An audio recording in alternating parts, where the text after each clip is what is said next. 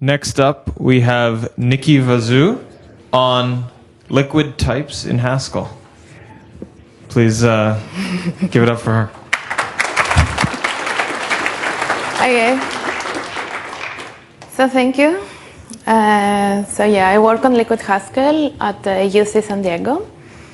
And the reason why we built LiquidHaskell is that even well-typed Haskell programs can't go wrong. So a trivial example is an exception that we get division by 0.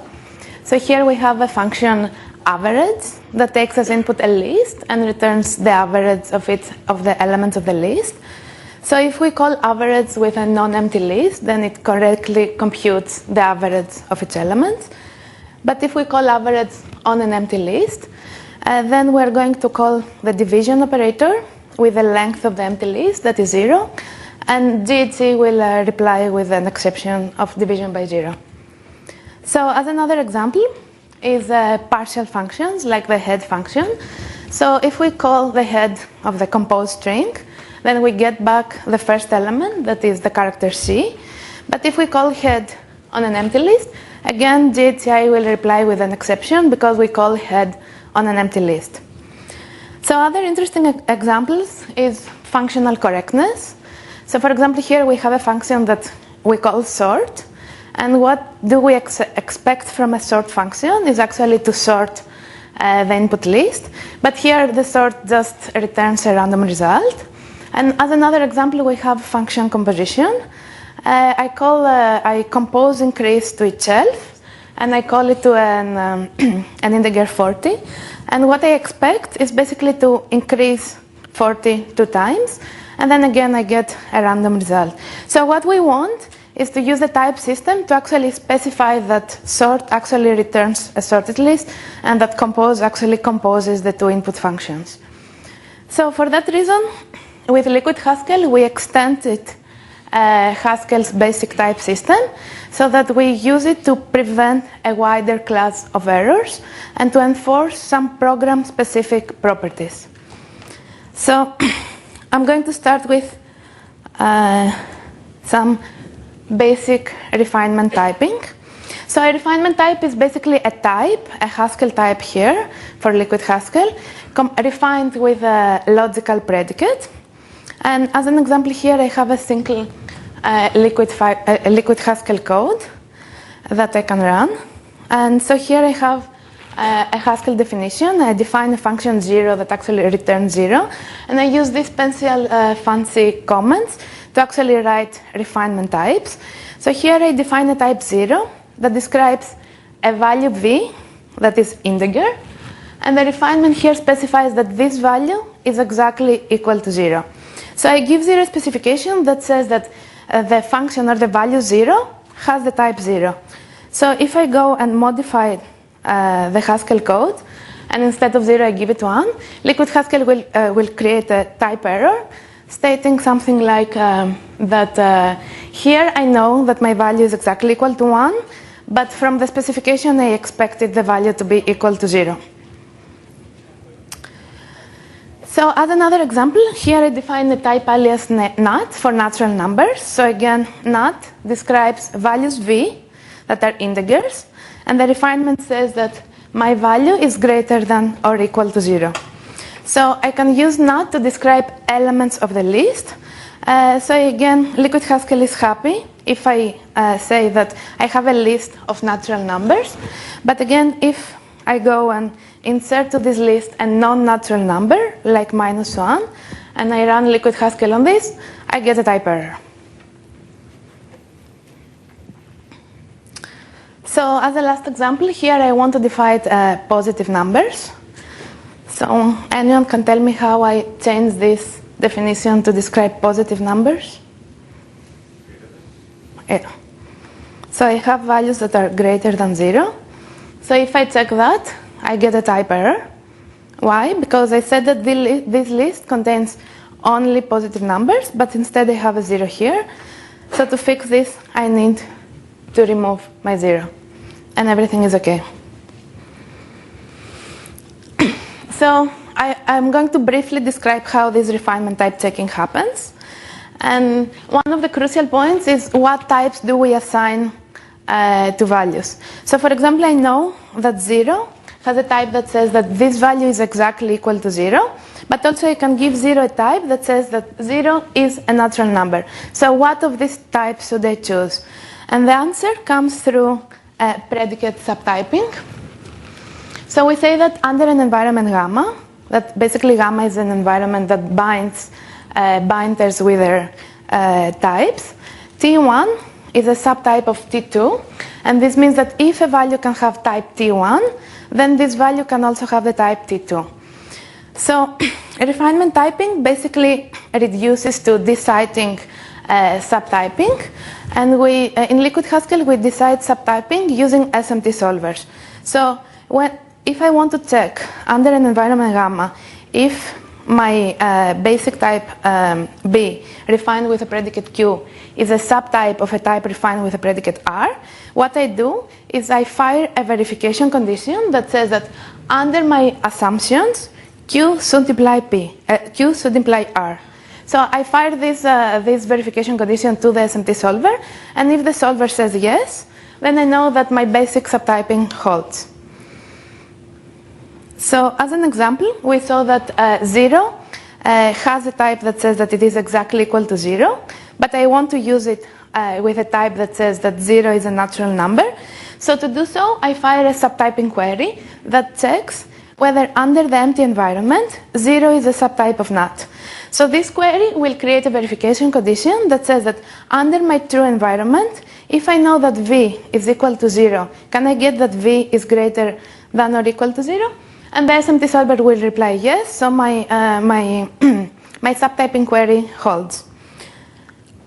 So as another example, here I have a subtyping query that with non-empty environment.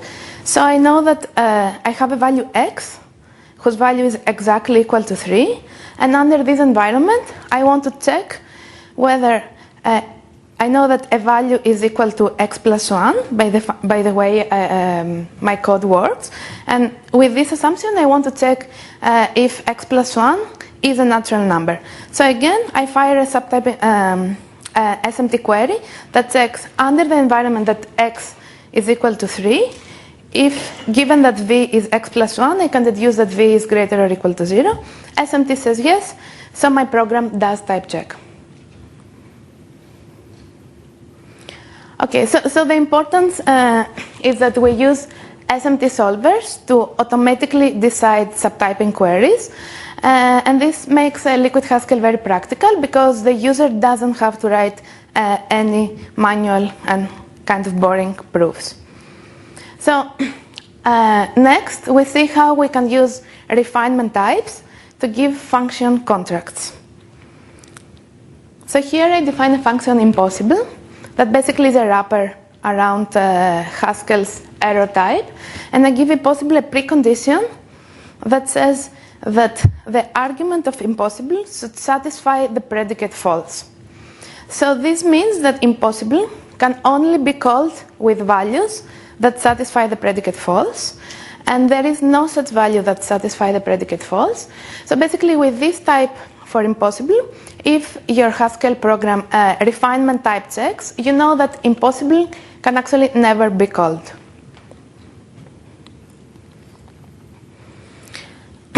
So here, again, I wrap the Haskell divisor with a safe div operator that says that if I call safe division with a value 0, then this would be impossible. And otherwise, if I call safe div with a value n that is different than 0, then I just call the Haskell's division operator. So LiquidHaskell doesn't like this code because it cannot prove that the impossible cannot happen. And how do I fix that? Yes? Change the second int to non-zero. Yes. Yeah, so if I change this to non-zero, this gives me a precondition, a function precondition, that basically says that my second argument is always different than 0. So LiquidHaskell basically checks that the first line is impossible. It is dead code. So with this type of the safe div operator, if your program refinement type checks, you have the guarantee that you can have no division by zero exceptions. So now, if I call safe div with a value that is equal to 2, then LiquidHaskell will fire a subtyping query that checks that my value that is equal to 2 is a subtype of a value that is different than 0. Again, this is a simple query, so we ask the SMT solver, does this implication hold? The SMT solver says yes, so your code is okay. So as another example, we have the average function from the introduction. And here, LiquidHaskell should prove that my value n, that actually is the length of my input list x's, is different than 0. And of course, here I don't have any precondition, so I cannot prove that. So the program does not refinement type check. So to make this program safe, we need to have a way to talk or to describe the length of the list into the logic. So before we do that, let's recap. So we saw refinement types that are basically Haskell types refined with logical predicates. And we saw that we can use refinement types to specify properties of your code. And then we use SMTs to automatically verify the properties using decidable subtyping queries. So next we will see how we can describe properties on data structure and concretely how we talk about the length of the list into logic.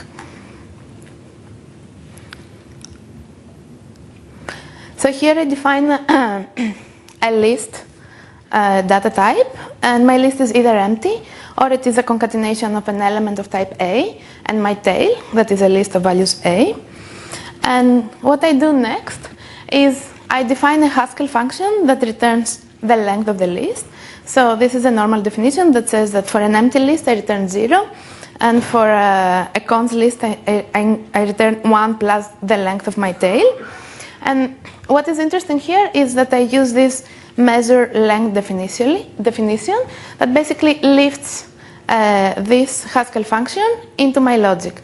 So measures are generally Haskell functions that are defined for one data constructor, and they allow one definition per case of a data constructor. So what this measure definition does is basically that it goes and automatically strengthens the type of the data constructor.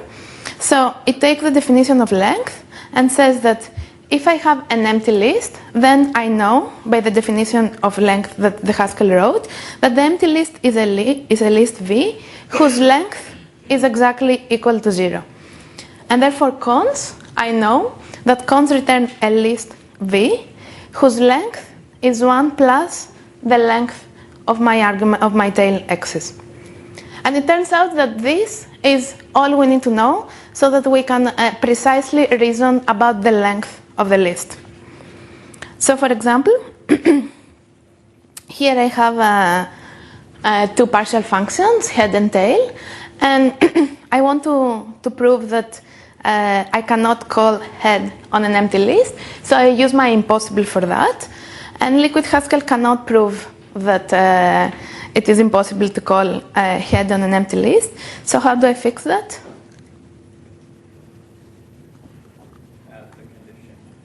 I add the condition that says that my input is a list. And now with my measure definition, I can talk about the length of the list into the logic. So I know that the length of V is greater than 0. And with this and with all the measure definition, I know that impossible can never happen. So it turns out that talking about non-empty lists is very common. So what you can do in LiquidHaskell is you can define a type alias that describes non-empty list as a list whose length is greater than 0. So instead of going and writing all this definition, you can just come and write that my list is not empty. So with this, both head and tail type check. And if you use these type signatures, you know that you cannot have empty list head exception. So now we can go back to our average function. And it turns out that to type check this, what we need is to specify that n is not 0. So again, what do? We go to the precondition and says that my argument list is non-empty.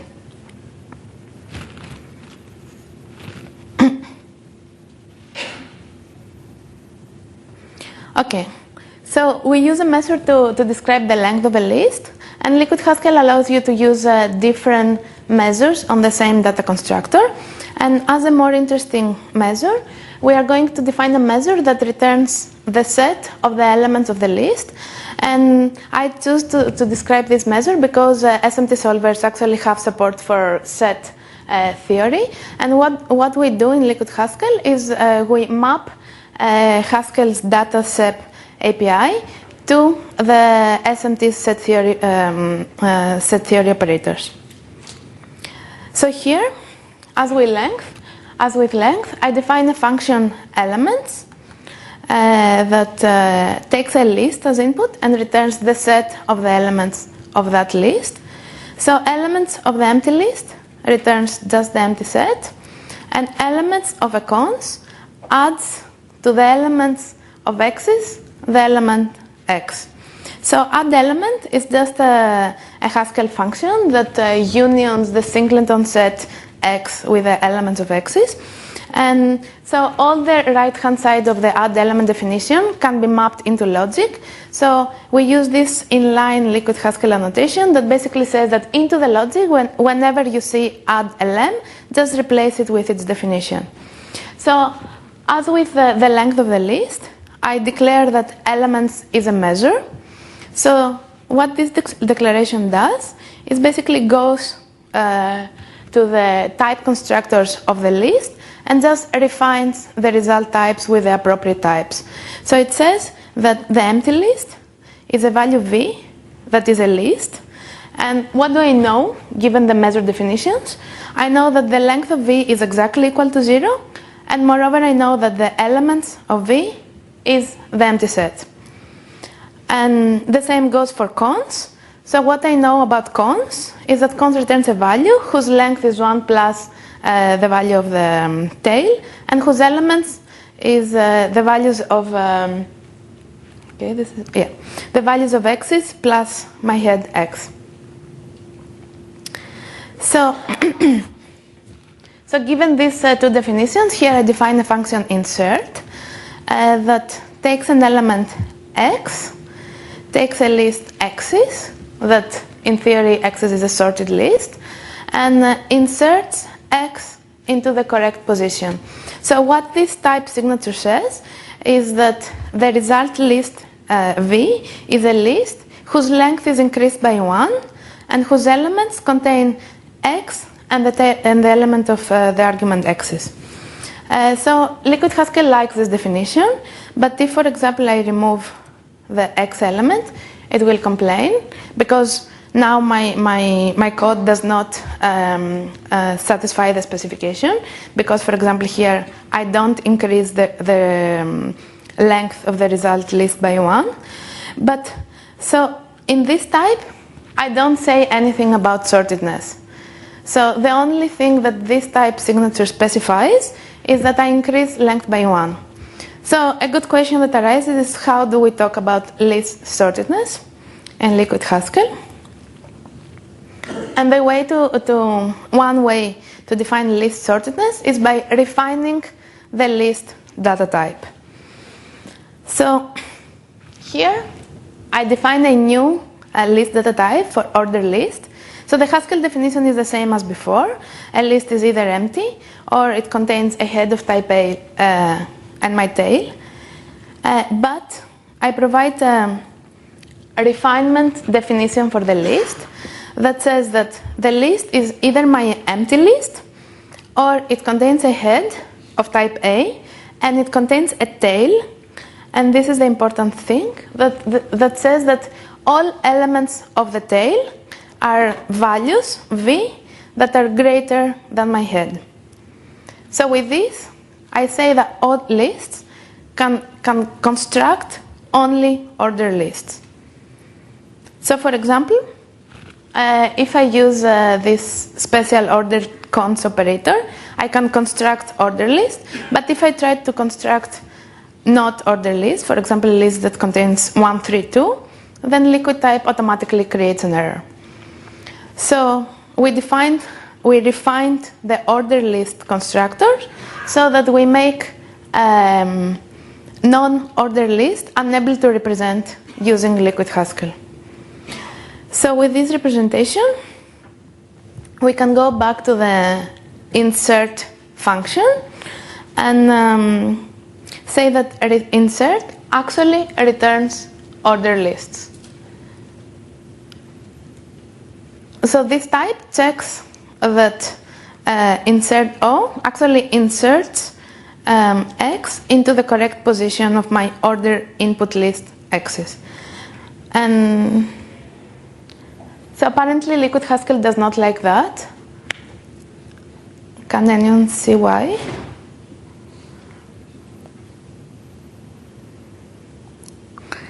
You put the Y before the X. I put the Y before the X. Nice. Okay. Nice. So now I fixed it, and now LiquidHaskell actually proves that my result is an order list. So this is a good point to compare like lightweight refinement types with actually full dependent types. So refinement types are constrain their predicates to decidable logics, and with this we get automatic verification. So for example, you saw that to verify insert sort, you just provide the type signature that says that given that your input list is sorted, then your result list should be sorted, and LiquidHaskell uses SMT to discharge all the proofs for you. And this is not the case, for example, in Coq proofs. I don't know if anyone here is familiar with Coq, but so here I guess this code proves insert sort for Coq, and like it is kind of a big proof. It requires some user-defined specifications. So yeah, in liquid types you have limited expressiveness, but you have massive automation, and this is good for usability. So, so we used plain lists, and we defined two measures, elements and length, and after that we refined the list to contain only order lists. So in our insert sort example, we proved that insert sort actually returns sorted lists, but we didn't prove that it preserves the elements of the list. So to prove that insert sort preserves element of the list, one way is to go to our new order data type and actually again define the measures for elements and length. But what we will do instead is we will use what we call abstract refinements to make the order list just an instance of our list, and to use the measure LMs and length for both order and not order lists. Okay, so we saw how we can use measure to specify properties of data types, and next we use how we can abstract these properties from data types using abstract refinements. So the key idea is that when you want to specify a property, for example, you want to specify sortedness, just abstract this property away to make your specification modular. And then when you actually want to use this specific property, go back and instantiate your abstraction with a specific property. So concretely, the property that we use here to define that my list is order says that every element of the tail is greater than or equal to my head. So what I will do is I'm going to use abstract refinement and basically abstract this property away. So instead of having this specific property here, I just have an abstract property P, where here P of H stands for a value whose type is A and satisfies the abstract property P on the head. So what this type says is that a list is either empty or contains a cause of a head and a tail whose elements satisfy the abstract property P on the head. And now we see that the list is parameterized both on the type variable A, on the Haskell type variable A, and it also is parametric on the abstract property P that at each iteration of at each unfolding of the list relates the head with each element of the tail. So if we go and instantiate my abstract property P with a property, a concrete property here that says that the elements of the tail are greater or than equal to head, then I get back increasing lists. So I get back exactly the definition of increasing list that we had before. But I can go and instantiate my abstract property with any arbitrary property that relates the head with the element of the tail. So if I instantiate with true, I know nothing about, I don't have any relation between head and tail elements. I can instantiate with a property that says that the elements of the tail are less than my head and get back decreasing lists. Or I can instantiate with a property that says that the elements of the head are different than, the elements of the tail are different than the head and get back unique lists. So here I have InsertSort fully verified. I define my order list as an instance of my list with my abstract property instantiated to a property that says that the elements of the head are greater or than equal to, the elements of the tail are greater to or equal to my head. And I also use the measures I defined for the list, so I can talk about the length and the elements of the list. So here, LiquidHaskell checks both sortedness. So as before, it should complain.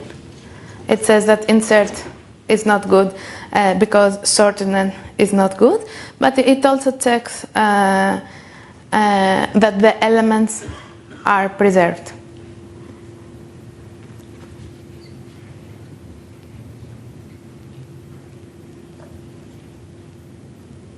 Can you actually add a refinement to iSort that shows that it preserves the length and elements of the input? Oh, here? Yeah.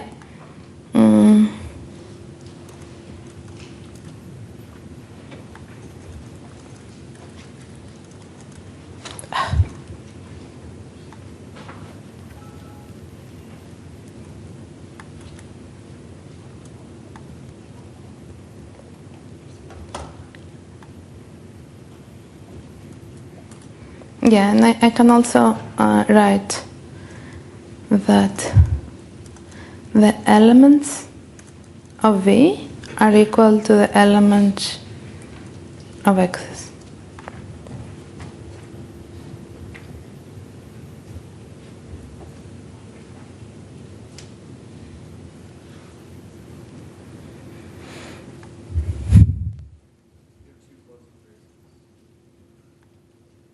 Where? Right there. I see the one here.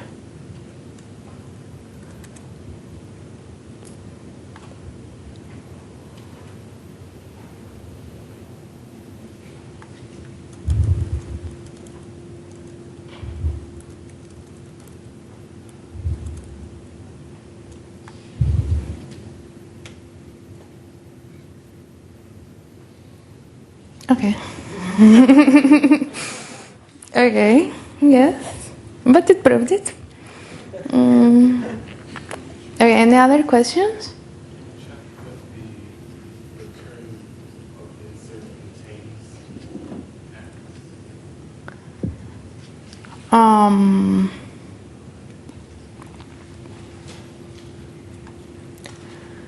I could.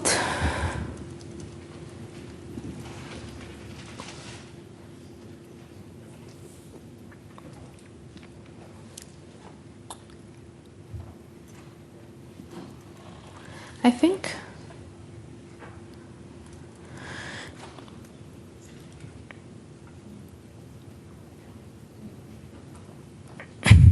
Is it this?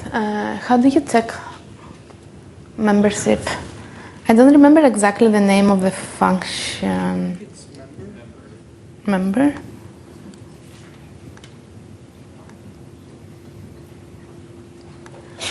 I think the online editor doesn't like new lines.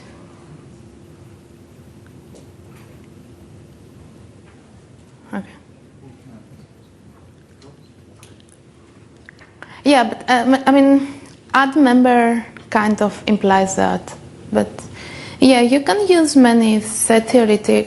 So LiquidHaskell is very good at set theory, at linear arithmetic, and at properties like length, that is recursive properties on data types. Any other question? Okay. Okay, so if you use LiquidHaskell, the Haskell list type comes parameterized for you. So if you want to define an increasing list or list that satisfy any other recursive property, you can go to the list type and instantiate this property for you. And so what is cool is, so this is a code that you don't need to understand, and I haven't understand either. But so this is the official GHC code that sorts lists. And basically, in LiquidHaskell, we just use kind of one line of specification. And the specification says that sort takes as input a list, an unrefined list, and it returns an increasing list. And then LiquidHaskell goes, so these are comments, but I have commented them out. So LiquidHaskell does not need them for verification. But the good thing is that in this complicated code, like it goes and collects all increasing lists and then decreasing lists and compare them. So increasing and decreasing lists can coexist in the same Haskell data type, but in the refinement world, we can instantiate abstract refinement and separate between these two. So. Okay, so we saw how we can use abstract refinements to basically decouple code that is in the Haskell level from specifications, that is instantiation of properties in the Liquid world. And as a next step, I'll show you how we use bounded refinement types to basically relate these abstract refinements. So we verified insert sort, and as a next step, I want to verify QuickSort. So QuickSort is a verification algorithm that basically takes a pivot element X, and then it separates the elements of the list X's that are less than X, and then recursively calls itself to sort them, and then it separates the element of the X's that are greater than X, and recursively calls itself to sort them. So here I have two lists. I have my list with a sorted list with elements that are less than X. I have a sorted list with elements that are greater or equal than X. And I use append1 to combine them. So append is a usual append function that takes two lists and basically appends them. So LiquidHaskell cannot prove that. And the reason is tricky. It is, so LiquidHaskell here at the call site of append knows that my list less is an increasing list whose elements are less than X. It knows that the second argument of append is an increasing list whose arguments are greater than or equal than X. But at the call site of append, X is not in scope. So at the call site of append, I just lose this information because I don't know anything about X. So to fix this problem, we can just put X into scope. So we modify append to take one more extra argument, A, that is not used at runtime, and we just carry it around. And now with this modification, LiquidHaskell is able to prove it, because actually when we call append, here at the call site, it is able to infer that my first list is an increasing list whose every argument is less than x, and the second is an increasing list whose arguments are greater than x, and if I combine these two, then I get back an increasing list. So we call this argument a ghost variable, and so ghost variables are good for verification because they bring things into scope, so I'm able to express properties that I was not able to express before, but they're bad because they're not used at runtime, so they just, and they're ugly because they just pollute my code with information that I don't want to. And like with LiquidHaskell, what we want is basically say, take a code that the user would write and just add minimum amount of annotations to verify it.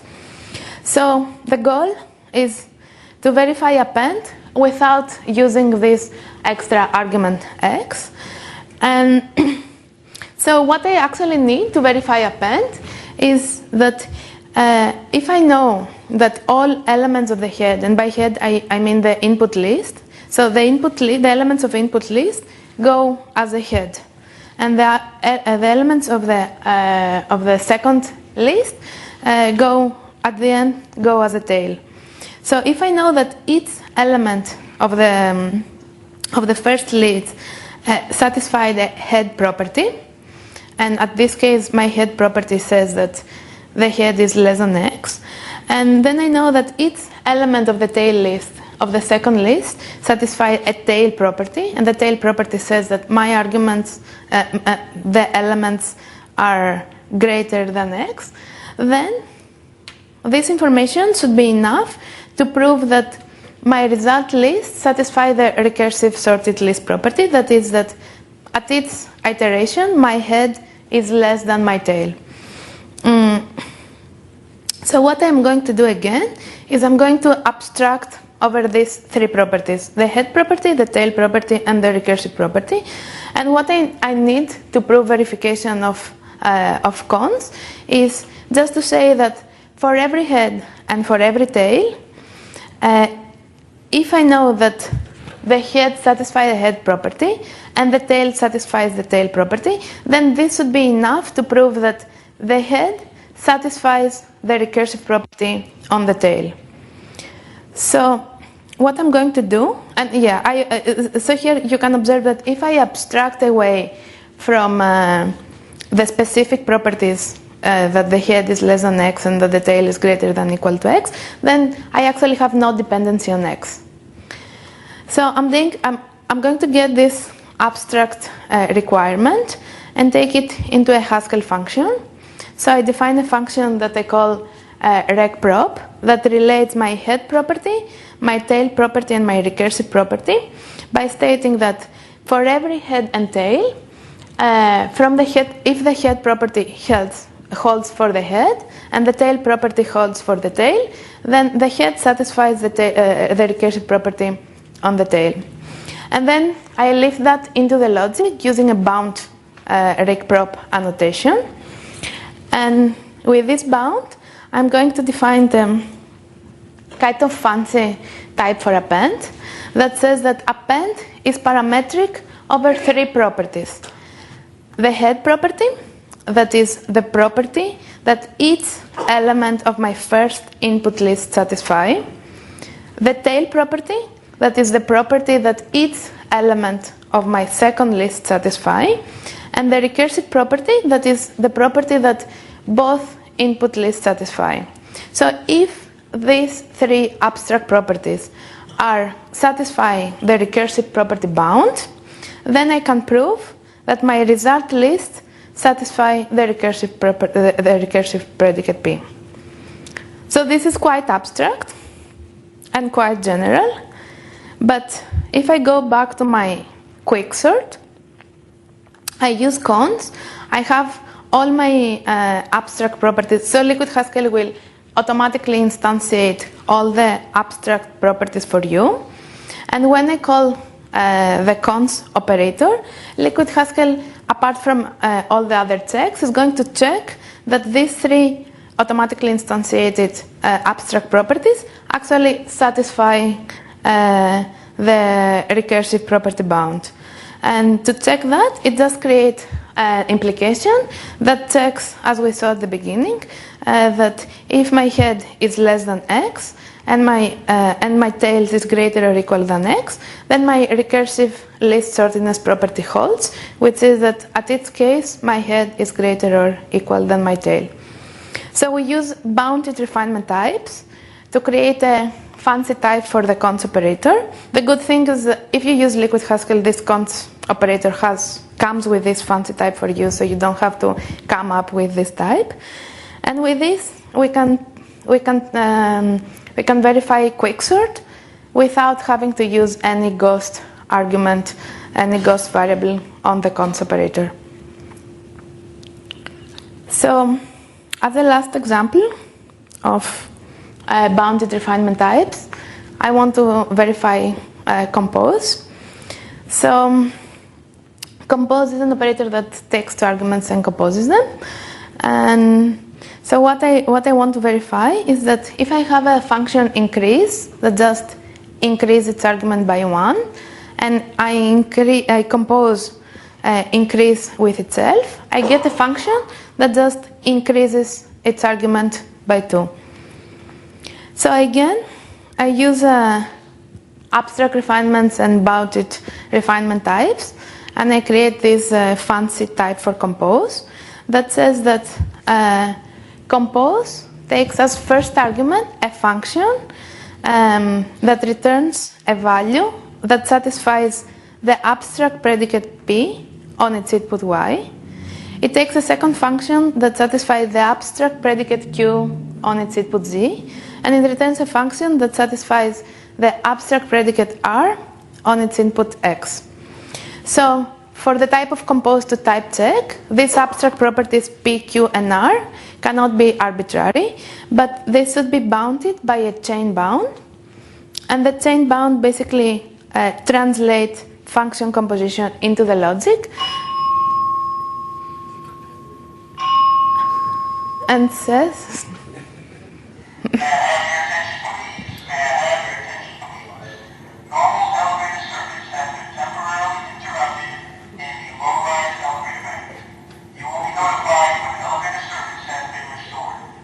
okay.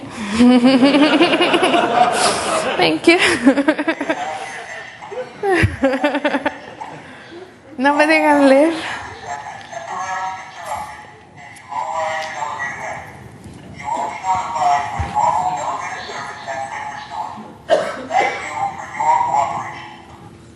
Nice. Okay.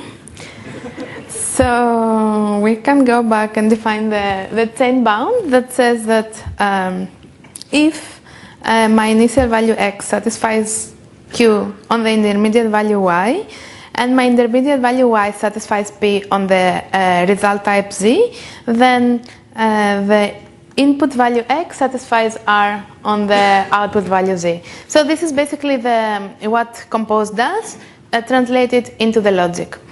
So with this type of compose, then when I compose increase with itself, then I have that LiquidHaskell will automatically instantiate my abstract relations P, Q, and R, and it will say that P, Q basically says that the value just increased the argument by 1, and using the bound definition, I can check and infer that the result relation basically says that my value is increased by 2, and by this relation I can actually type check that increase twice actually returns a value that is increases its argument by 2. Okay, so we saw how we can use refinement types that are basically types refined with predicates to specify properties. We saw that to verify the properties, we use SMT decidable implication, and then we saw how we can use measures to specify properties on the data types, and then we used abstract refinements to decouple properties from the code, and then we used bounded refinements to relate these abstract refinement types. So evaluation, we have used LiquidHaskell in more than 10,000 lines of real-world Haskell code. And we type checked many Haskell modules, and we checked properties like functional correctness, we checked termination, we checked memory safety. And from our experience, we can say that LiquidHaskell is quite practical because we have inference. So this is evaluation in chart. So the green line is the number of lines of Haskell code. The blue line is the Haskell code, and the green line is the specifications.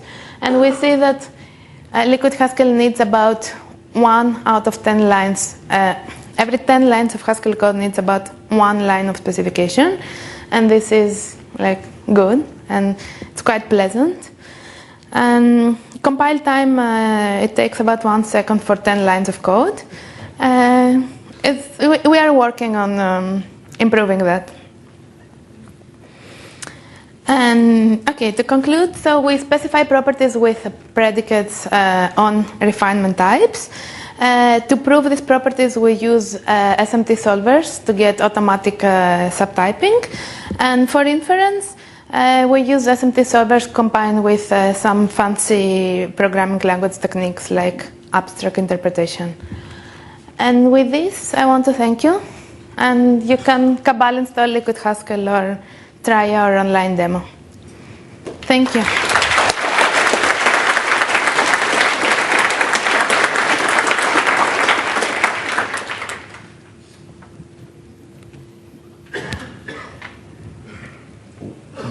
How do you deal with external modules that don't have LiquidHaskell in them? Like, what's the best way to handle that? Oh, so we just assume true types, that they have types that we don't know anything about them. We don't know any refinements. When you have cases that are proven impossible by LiquidHaskell, you need to include impossible cases to satisfy the exhaustiveness checker of the Haskell compiler, right? Or can you exclude those cases? So we have a flag. It's called totality. So if you run LiquidHaskell with our totality flag on, then it will check that all your functions are total. So yeah. But is this? Yeah. I was also wondering what kinds of Haskell functions can be lifted with inline. Oh, functions that map directly to logic. Thank you. Okay. Very cool talk. Thank you very much. Have you done any work on doing term generation? So like if I write the refinements and there's only one possible function that I could instantiate that would satisfy those refinements, could it just spit out the definition of, say, like compose or something like that? We have a tool that is called Target that automatically generates test cases from the refinements. And recently there is a PLDI paper, like 2016, that automatically generates code from liquid types, but it's a very cool paper, but it's not like yet embedded to LiquidHaskell. But there is work on that. It's not ours, but it's there. Okay, I'll check that out. Thank you very much. Okay, over here. Yes, for data types like list, in the dependent type world, they have like an induction principle that for list you can prove anything that can be proven about lists. Do you have, for your abstract refinements, any kind of similar thing that you can do, that you can have an abstract refinement that's... No, on the contrary, you can use abstract refinements to define only recursive properties. We don't have any completeness thing in LiquidHaskell. We just go with decidability, and we do all these tricks like abstract refinements and bounded refinements to push not what you can even prove, but what you can express. We don't have any principle, and I know that you can only describe recursive properties, which means that you cannot use, for example, abstract refinements to describe existence, that there exists an element in your list that does something. Like, I don't think you can do it. Hi, so super big fan. I really enjoyed sort of watching LiquidHaskell evolve. I think it's really nice, got an awesome power to weight ratio, but my complaint is more technical. Is there any work to sort of actually like add any of this to like to Haskell itself? Like, so you're not like using, annotated comments essentially. Like if I think there's been some work on this, but I don't know if that's like an inevitable goal, because I would really like, to actually write like, maybe have a library with some types that, I can use to specify these things and then they can get discharged by LiquidHaskell. Or is that on your plans, or is it just? So there was somebody working on integrating LiquidHaskell to Haskell, yes. But I'm not sure that this is the way to go, because, for example, now you can have complete separation. You know that you have your Haskell code and then you have your refinements into comments. So anytime you're working on this source code before a deadline or something, you just don't care about verification. You just deactivate it. Sure. Like, I don't know. Personally, I prefer this way. I would at least like syntax highlighting in the comments. That would be nice. Yeah, syntax would be nice. So there is some work on that, but we are still in the development group. We're like, I am personally against it. I prefer the separation. I believe Eric Seidel, who I think is kind of in the same group. I think he was the one doing work, so that's why I figured. Yeah, he doesn't. But it sort of went nowhere. So I was wondering if that was a plan or something y'all had bailed on, or didn't think it was a good idea. No, we had somebody working on that, but it's like we kind of stop.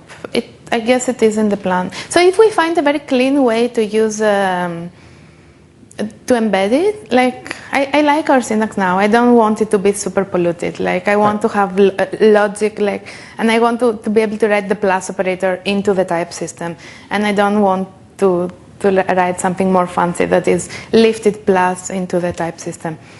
So yeah, we are kind of working on that slowly, and if we find something, not a major goal. What about for like a compromise using fragments instead of comments?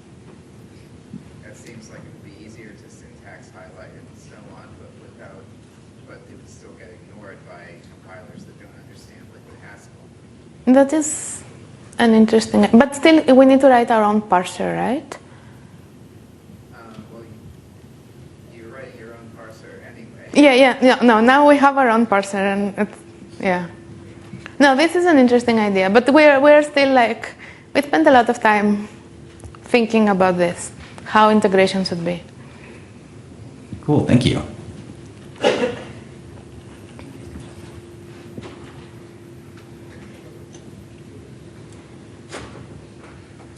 All right. Any more questions?